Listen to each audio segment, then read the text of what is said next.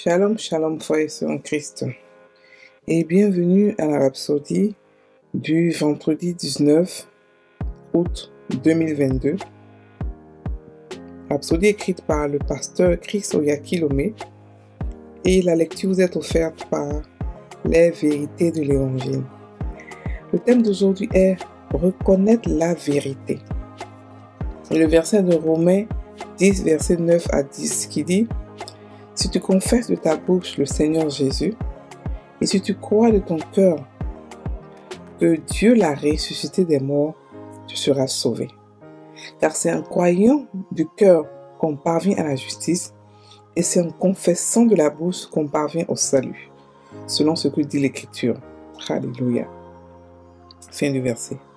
Le pasteur Christ dit: la reconnaissance et la déclaration de la vérité activent sa puissance. Croyez la vérité et déclarez-la. C'est ainsi qu'on marche constamment dans les bénédictions de Dieu. Prenez par exemple 1 Jean 5, verset 13, qui dit: je vous ai écrit ces choses à vous qui croyez au nom du Fils de Dieu, afin que vous sachiez que vous avez la vie éternelle. Fin du verset. Beaucoup ont vécu et sont morts sans savoir qu'ils avaient la vie éternelle. Ils croyaient bien en Jésus, mais personne ne leur a jamais dit que la vie éternelle était en leur possession du moment. Ils n'ont jamais reconnu cette vérité. En conséquence, ça n'a pas été activé dans leur vie. C'est pourquoi je vous le souligne aujourd'hui. Vous devez le savoir. Encore une fois, Romains 8, verset 10 nous dit: mais si Christ est en vous, alors même si votre corps est sujet à la mort et à cause du péché, l'Esprit le vivifie à cause de la justice. Fin du verset. Alléluia. Croyez et affirmez toujours cela à propos de vous-même. L'Esprit de Dieu que vous avez reçu donne vie à votre corps. Donc, votre corps est revigoré, vivifié par ce même Esprit. Lorsque vous activez ces vérités par votre affirmation, peu importe qu'un certain type de maladie essaie d'attaquer votre corps ou que vous fassiez face aux adversaires, vous serez intouchable. Gloire à Dieu. Jésus a enseigné dans Marc 11, verset 23, qu'il faut le déclarer pour l'avoir. Philémon 1, verset 6 met en évidence le fait que vous devez reconnaître les vérités de Dieu, à savoir qui vous êtes et quel est votre héritage en Christ, afin de mener une vie efficace de gloire et de triomphe sans cesse croissante.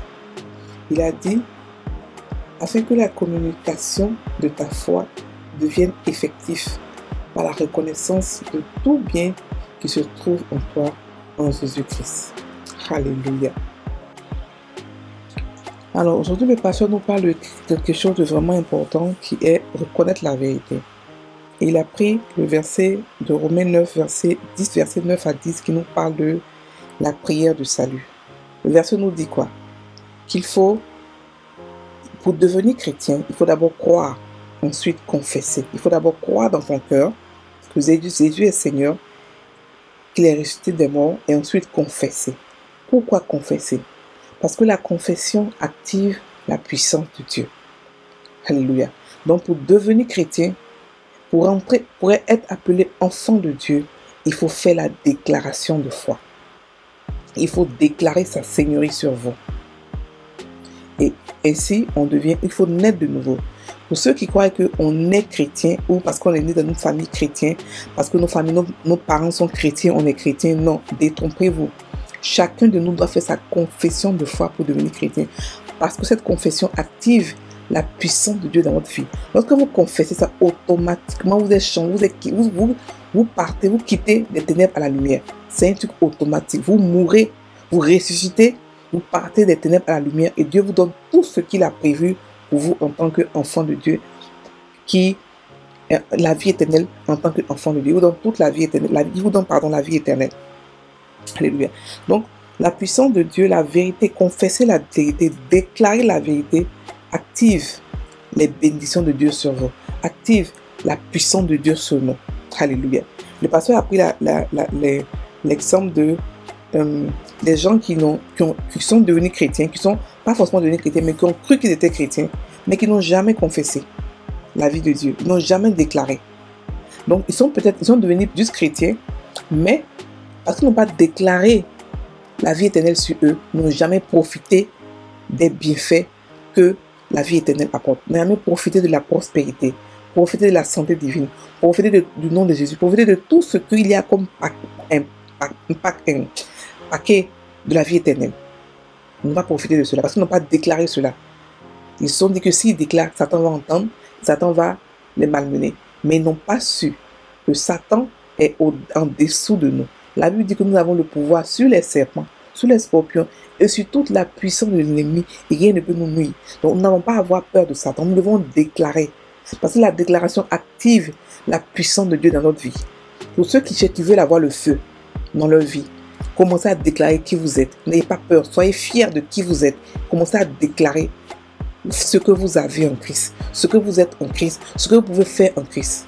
Jésus n'avait pas peur de déclarer qui il était. Il disait, je suis le Fils de l'homme. Que ce que je fais, c'est le Père qui fait en moi, ce n'est pas moi qui fais. Il déclarait qui il est, qui il était. Il déclarait, il n'a pas à avoir peur. C'est pas être gonflé de déclarer qui nous sommes en Christ.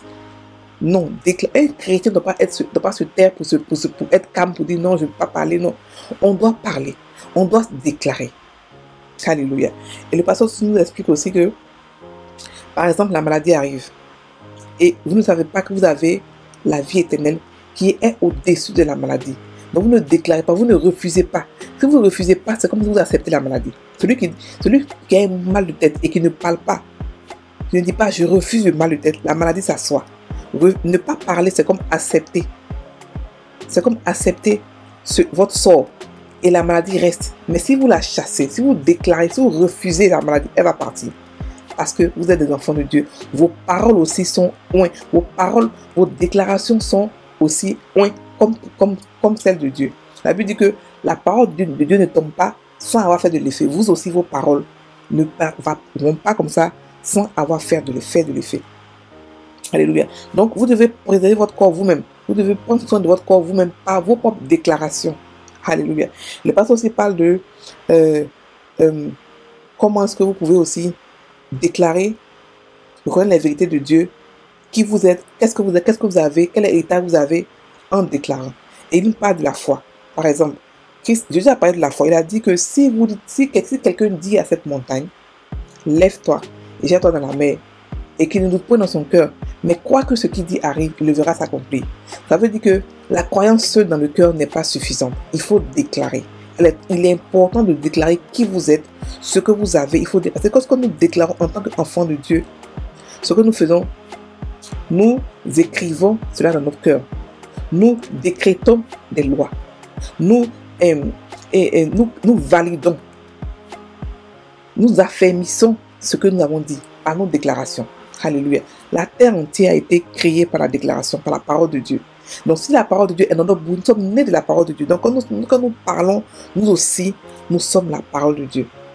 Donc nos déclarations sont très importantes. C'est pour ça qu'il faut faire attention à ce que nous disons tous les jours. Alors, ce que nous disons, c'est ce que nous arrive. Alléluia. Donc déclarons ce que nous voulons voir. Ne déclarons pas le contraire. Et confessons la parole, ce que Dieu dit de nous, c'est ce que nous confessons. Si Dieu dit de vous que vous êtes plus que vainqueur, vous êtes d'accord. Vous dites oui, je suis plus que vainqueur. C'est ça la déclaration de foi. Et sur cette chaîne, nous avons chaque matin des déclarations de foi. 1 à 2 minutes que vous pouvez écouter et puis déclarer aussi. Ça va affermir votre foi. Ça va vous faire grandir dans la foi. Alléluia. Donc frères et sœurs, déclarez que vous êtes nés de la parole. Donc votre parole aussi a de la puissance. De la même manière que Dieu a la puissance dans sa parole, vous aussi, vous avez reçu dans votre parole la puissance. Parce que votre parole est la parole de Dieu. Vos déclarations sont les déclarations de Dieu. Et comme Dieu n'est pas n'importe quel Dieu, c'est un Dieu puissant, vivant. Donc vos paroles aussi deviennent aussi puissantes et vivantes, pareil comme pour Dieu. Alléluia. Déclarez qui vous êtes. Alléluia. Donc on va maintenant faire la confession. Ok? Donc déclarez après moi. La parole de Dieu agit en moi. Parce que je suis né de la parole. Je suis un vainqueur en Jésus-Christ. Je domine sur les circonstances. Je dompte et contrôle le monde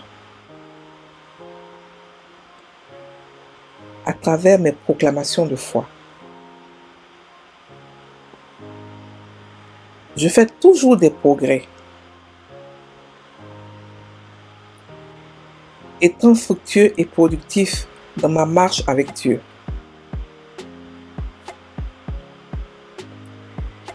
Et dans mon service dans sa vigne. Ma vie est le témoignage de sa grâce.